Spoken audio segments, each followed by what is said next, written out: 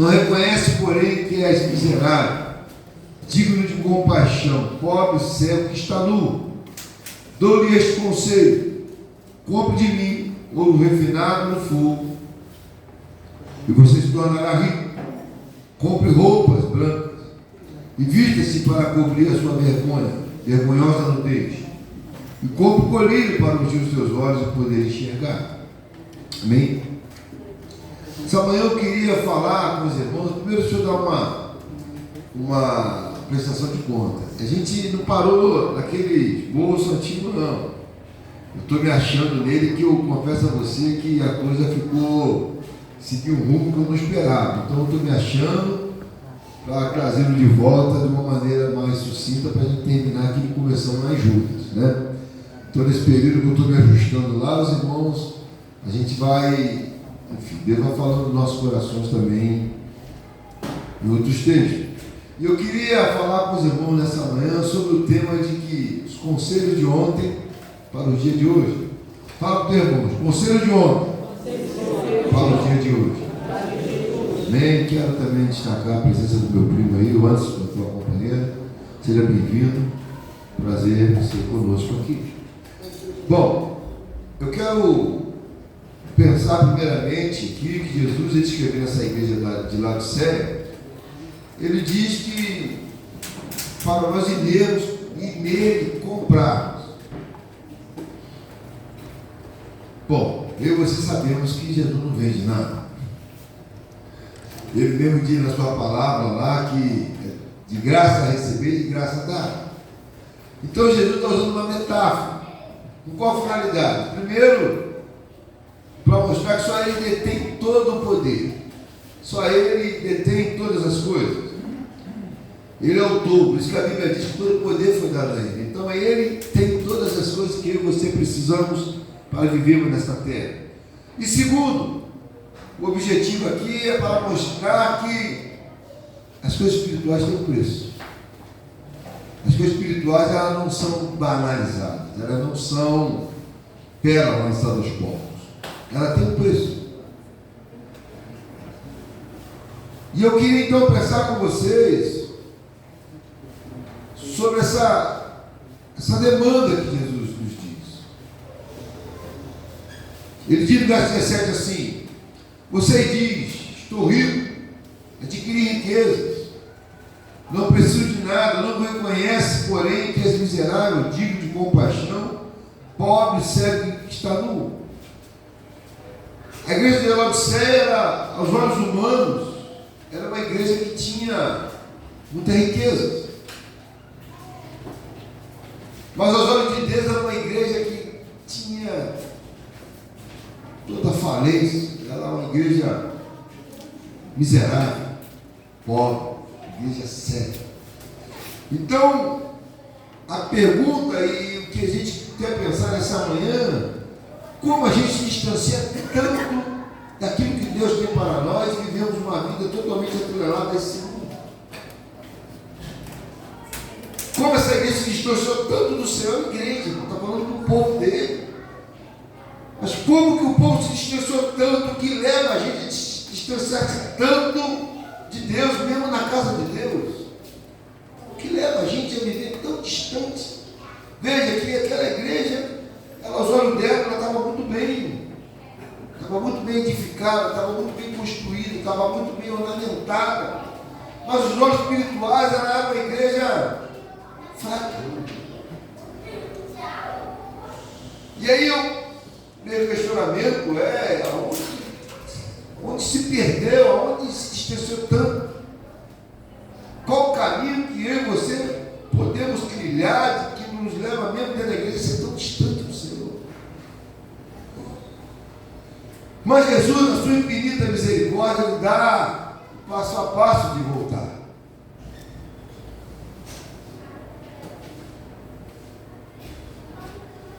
Jesus, na sua bondade, que Ele nos ama, cantamos aqui nessa manhã, amém? Então Ele vai apontar para essa igreja o caminho de volta.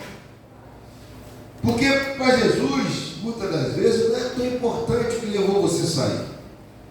Para Jesus é importante que você volte. que você volte a estar na posição que Ele quer que você esteja. Então Ele vai dar um conselho, os conselhos aqui, os bons conselhos. Diz um ditado no mundo: se conselho fosse bom, mas é mentira isso.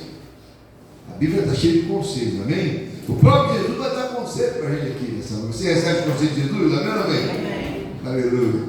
Então ele vai dizer para Jesus: dou-lhe este conselho. Primeira coisa que ele vai dizer: compre de mim ouro refinado no fogo, e você se tornará rico. Vou ler novamente a parte B do verso 18. Compre de mim ouro refinado no fogo, e você se tornará rico. Todo ouro precisa ser refinado no fogo. Por quê? O fogo, ele consome as impurezas do ouro. Quando você extrai ouro, ele vem com impureza, ele vem cheio de metais que precisam ser queimados, que precisam ser tirados daquele ouro, para que aquele ouro seja um ouro puro. E o que esse ouro que Jesus nos ensina aqui é a palavra dele, literalmente. A palavra do Senhor, ele tem por objetivo, um dos objetivos, seus propósitos, é nos limpar. Ele fala isso em João 15, 3, o que ele diz lá? Tem como projetar? João 15, 3? Olha o que ele diz: vocês já estão limpos pela palavra que tenho falado. Então veja, a palavra dele tem por objetivo nos limpar, de nos purificar. E eu acredito que essa limpeza se dá em 3 dimensões. Primeiro, na nossa consciência, em nossa mente.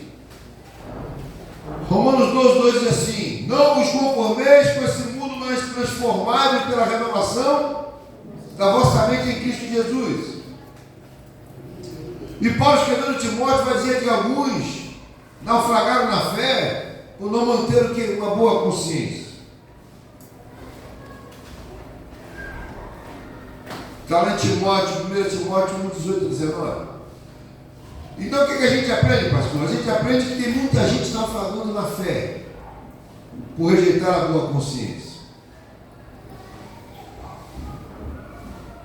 Rejeitar a boa consciência é eu e você encher a nossa mente de bicho. A gente vive uma era de internauta, uma era da tecnologia, uma era onde a comunicação chega numa velocidade tremenda, mas a pessoa sabe, essas comunicações, muitas delas são lixo que enchem a nossa mente. E a gente muitas vezes dá muito mais valor àquilo que a gente recebe via internet do que a palavra de Deus. E ficamos cristãos muito tempo na igreja, mas com a mente totalmente no mundo.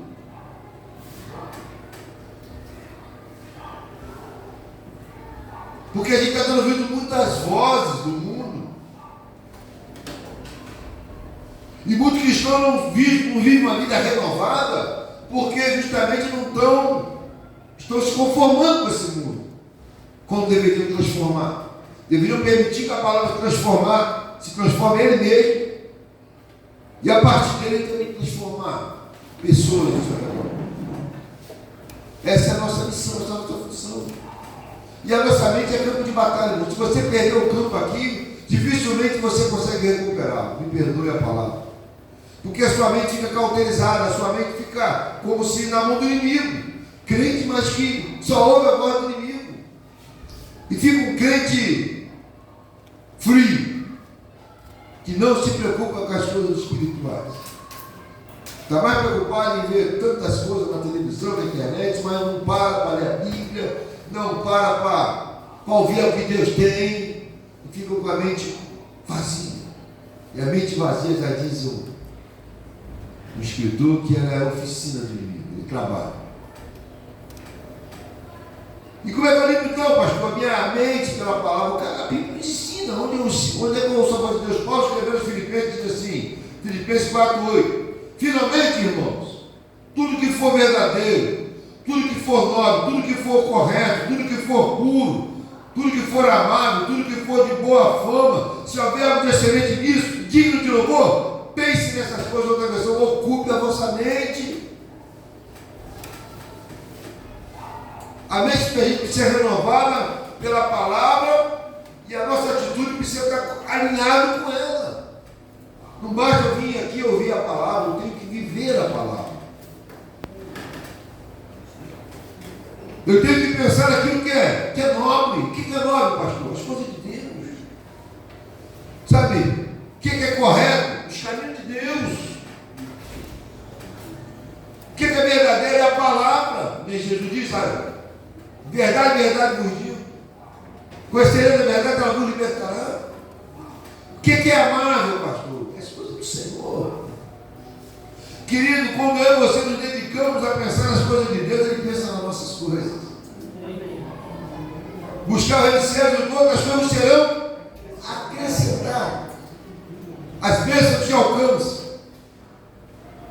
O que é coisa excelente? É coisa que glorifica a Deus.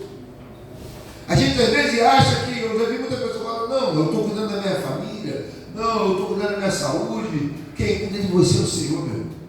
Se Deus não for a tua frente, você não vai a lugar algum. Jesus disse, em mim nada podeis fazer. Então, quando você se envolve com Deus, você busca a excelência no poder da graça de Deus, tudo que você precisa, Ele vai colocar, tudo que você precisa, veja, Deus vai te dar vaidade, Deus supre as suas necessidades, não vai faltar o azeite na botija, nem a farinha na lata.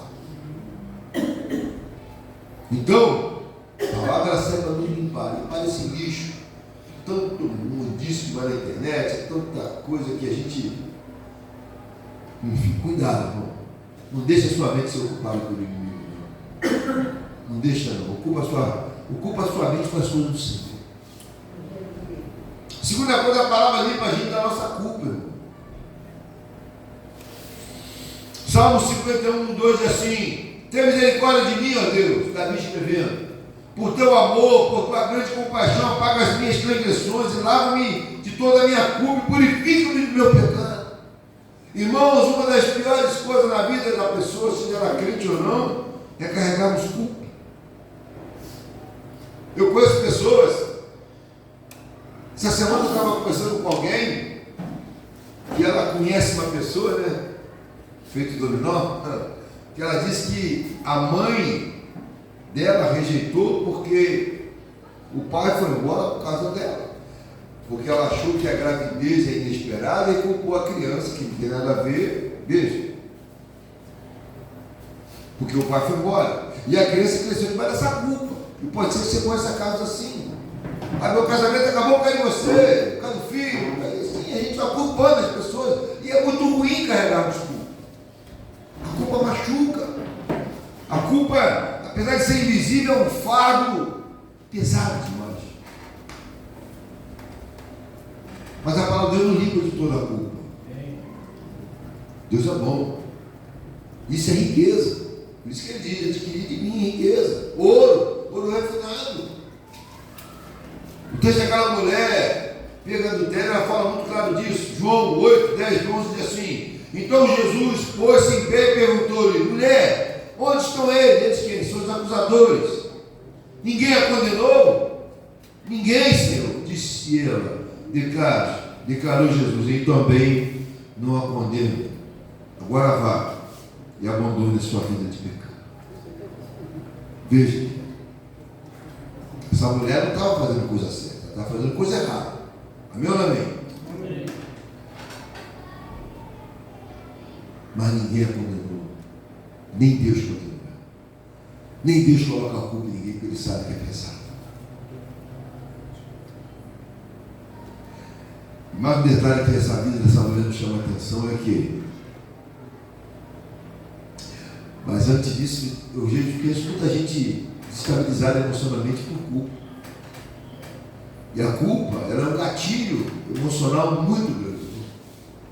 Muitas pessoas, tem conosco aqui uma psicóloga que pode esclarecer isso melhor, uma oportunidade, mas muitas pessoas hoje, elas têm crise de ansiedade, elas têm síndrome de pânico, elas têm depressão, elas têm, sabe, algumas questões assim, como se diz, psicossomáticas, por causa de culpa. É por isso que nem Deus culpa você, porque Ele sabe quanto isso é.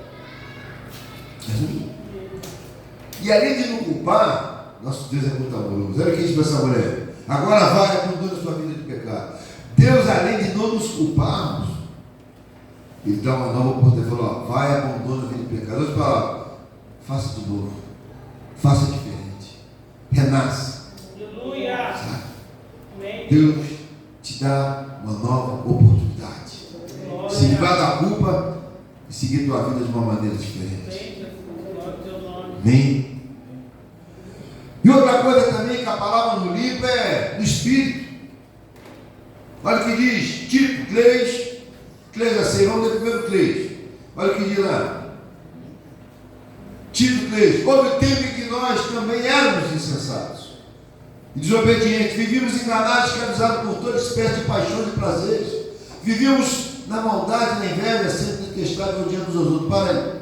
Primeiro, Paulo escrevendo à igreja lá de Creta, o pastor era Tito, ele diz o seguinte: houve um tempo que nós também éramos assim. Era como, pastor? Insensato. O que é uma pessoa insensata? Não priorizavam as coisas de Deus. Se lembra daquelas virgens que ficaram para trás porque dormiram e não botaram óleo na botija?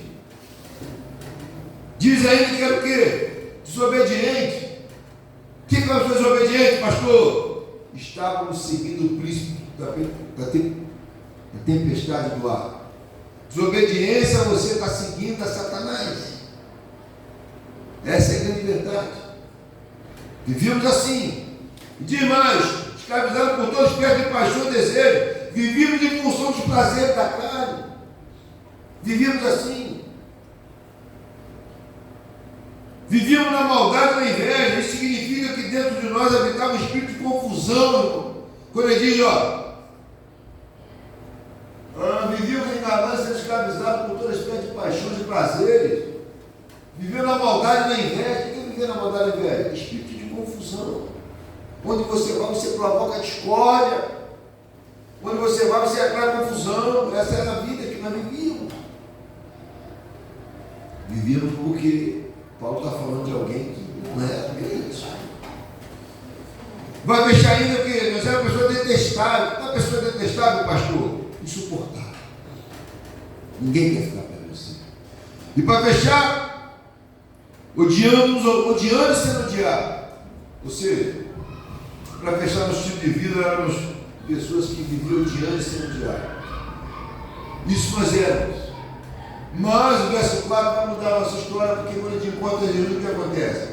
Verso 4, 3, 4. Contudo, quando da parte de Deus, nosso Salvador, a bondade e o amor pelos homens foram manifestos, 5.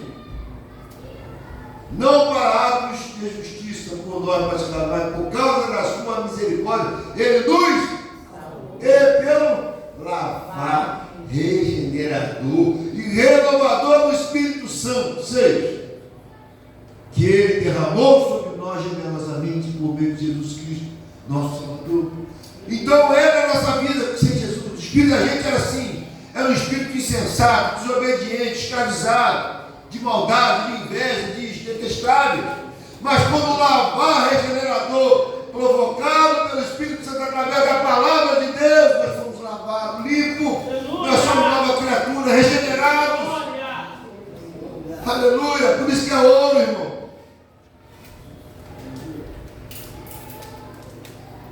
Por isso que nós somos ouro, é ouro que a gente compra. O Espírito Santo fez uma faxina pelo lavar regenerador. E é isso que o Senhor chama de ouro refinado. Aquilo que torna um homem rico da graça, da bondade do Pai. E vamos lá, segunda parte do verso 18 diz assim: compre roupas brancas e vista-se para cobrir a sua vergonhosa nudez. Vou ler novamente. Apocalipse 3,18, parte 2, diz assim: compre roupas brancas e vista-se para cobrir a sua vergonhosa nudez. Roupa branca aponta para a santidade. Me parece que na igreja de Laodiceia, alguns só tinham uma aparência de santidade. Por dentro, que Deus via era algo vergonhoso. Isso vai dizer. Às vezes nós, como cristãos, cristãos, irmãos, estamos fazendo coisas piores do que as pessoas lá de fora fazem. E a gente, talvez, aos olhos dos homens, não. Mas a gente não podemos esquecer que nós vamos prestar conta a Deus.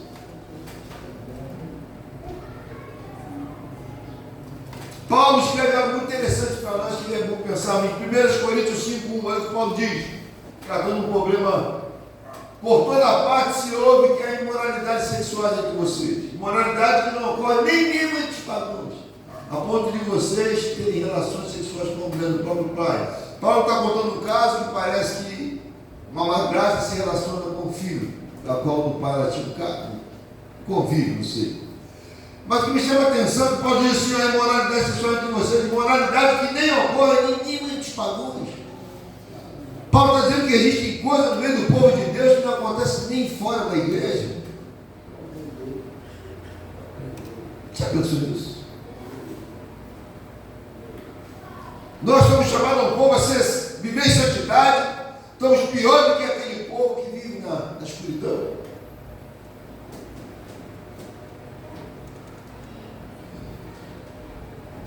Mateus 7, 21, 23, vamos nesse texto. Olha o que diz. Mateus 7, 21, 23. Nem todo aquele que me diz Senhor, Senhor entrará no reino dos céus, mas apenas aqueles que fazem a vontade do meu Pai que está nos céus. Muitos me dirão naquele dia, Senhor, Senhor, não profetizamos em teu nome, em teu nome não expulsamos demônios, não realizamos muitos milagres. E o 23 vai dizer, então eu lhe direi claramente, sem dúvida, com sonora palavra, nunca os conheci. Afaste de mim, vocês que praticam iniquidade. Jesus está dizendo. Então o que a gente aprende, pastor? A gente aprende, irmão, que profetizar, expulsar demônios e realizar milagres não são características de alguém que tem caráter de Cristo.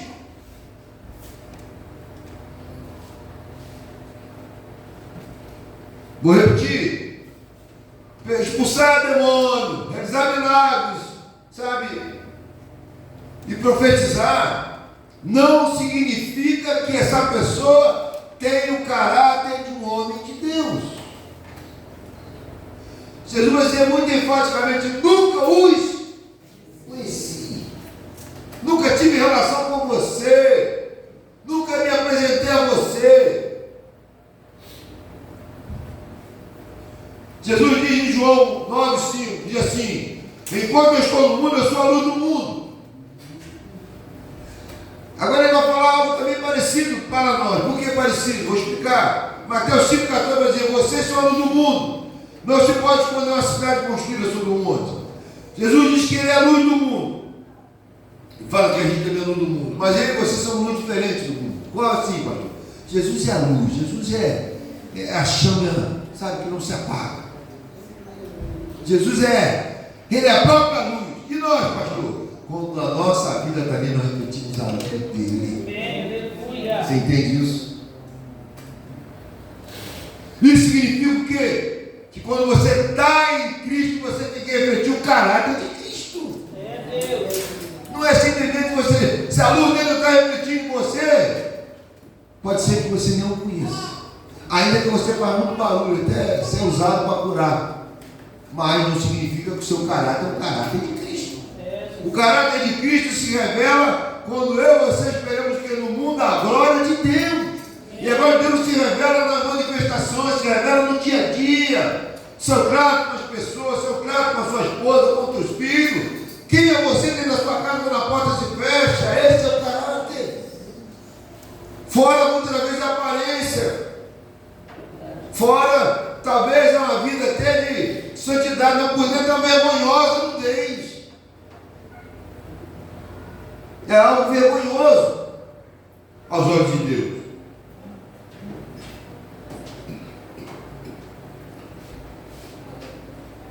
Para fechar aqui, finalzinho do verso 18, diz assim, quando colhiram para ungir os seus olhos e poder enxergar. Quando colhiram para ungir os teus olhos e poder enxergar. Jesus em João 9, 39 a 41, ele dá uma deixa mais ou menos como é que isso foi lido. Olha só, ele diz assim: diz Jesus: eu vim este mundo para o julgamento, a fim de que os cegos vejam, e os que veem se tornam cegos. 40. Alguns fariseus estavam com ele, ouviram dizer isso e perguntaram: acaso nós também somos cegos? Disse Jesus: se vocês fossem cegos, não seriam culpados de pecado. Mas agora que dizem que não podem ver, a culpa de vocês permanece. Jesus está fazendo uma transição aqui nesse texto, muito legal. Aqueles que são cegos, vejam. E aqueles que veem se tornam cegos. Quando Jesus veio ao mundo, tudo mudou. Tudo mudou.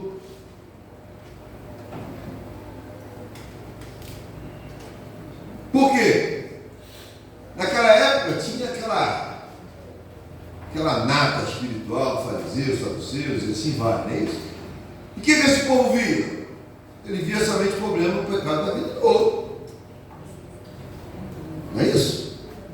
O problema só tinha na vida do outro. Os fariseus eram muito santos. Os saduceus eram muito santos. Mas na vida dos pescadores, dos inagrados, dos cegos, esse mesmo caso aqui, os próprios discípulos tinham viu o cego, o senhor quem pegou? Esse é o seu pai que nasceu cego. Então até o discípulo tinha essa cultura antes de passarem pela escola de Jesus, é claro. Então Jesus diz o seguinte: olha, não é isso, nada disso. Jesus, quando veio ao mundo, ele falou o seguinte: é o único ser perfeito sou eu. E quando você olha para Jesus, claro que ele não falou isso, mas eu e você sabemos disso. E a mensagem que aquele povo também que conheceu Jesus sabia disso. Eu sou o único, eu sou o filho, eu sou o Messias, eu sou aquele que antes de Abraão nascesse. Eu estou falando contigo, eu sou o Messias, ele falou para aquela mulher samaritana. Eu sou o que sou. Então a gente vai falando, o único de verdade que é Deus aqui sou eu. O único que não tem pecado aqui sou eu. O único que não tem situação aqui é eu. Grifo meu. Mas a mensagem é bem clara nesse sentido. Amém ou não amém? Jesus é Jesus. Ele mesmo fala: vai testemunho do pecado. Quem me convence de pecado? Ele inventou isso. Ninguém falou nada, porque eu tinha pecado. Então, quando Jesus veio ao mundo agora, ele abriu e ungiu os olhos de muitos. Ungiu o seu também. O que acontece agora, pastor? Eu parei de olhar para o outro, agora olha para mim. Eu parei de olhar para a vida do outro, agora eu olho para a minha vida. Porque eu que vou dar conta dela, não é o outro. Você entende isso? A gente para de olhar para o outro, para olhar para nós, e você vai olhar para o outro, e quando você olha para você, o que vai acontecer? Você vai nivelar a relação, vai ver que o outro é tanto igual a você. Talvez muda a cor do cabelo, muda a roupa, mas a essência não muda. E você então passa a enxergar o quê? Que até então você não via, você só enxergava quando você então agora passa a olhar para a escuridão da sua alma. Você começa a enxergar quem de fato é você, que durante tanto tempo você negou ser você. E aí a gente então começa a identificar o quanto eu e você precisamos da graça de Deus. Já não é mais o outro que precisa, agora sou eu. Agora sou eu. Agora eu passo a entender que eu consigo enxergar e ver as minhas limitações. Eu consigo enxergar para dentro da minha alma e ver o quanto mal sou dentro de mim, quanta maldade, quanto coração endurecido, quanta coisa errada tem dentro de mim. Que ele me ungiu os olhos agora, eu sei que só ele é Deus e eu sou pecador. Ele agora não nos olha, eu consigo ver algo que até então o pecado não deixaram ver. O pecado cega, o pecado leva a gente a ser alguém que a gente não é. Mas em Cristo você tem que ser quem você é aos olhos dele. Por isso que ele ungiu os teus olhos. Para que você não se engane mais. Para que você saiba de fato quem é você. Quando você olhar para o porão da sua alma, o que você encontra ali escondido naqueles porãozinhos? Mas graças a Deus ungiu nossos olhos. E a gente consegue ver, identificar. E por isso que nós aceitamos o seu conselho aqui nessa manhã. É por isso que nós falamos, Senhor, esse conselho foi dado para a igreja lá de Laodiceia, mas ela se encaixa muito bem na minha vida e na vida de cada um aqui nessa manhã. Então, que você não seja somente ouvinte, mas se essa palavra tocou no seu coração, sabe? Deixa ela fluir, deixa ela fazer o que tem que fazer. Por certo, Jesus, quando ele aponta o problema e dá a solução, ele quer trazer sobre a minha vida e a sua vida uma nova vida, uma nova direção, um novo recomeço para a glória e o nome dele. Você pode dizer amém? Amém. Então fique de pé, vamos orar. Fala com Deus, fala com o Senhor aquilo que Deus falou no teu coração. Sabe? Tem um louvor que diz assim: vamos cantar essa canção enquanto os irmãos meditam aqui.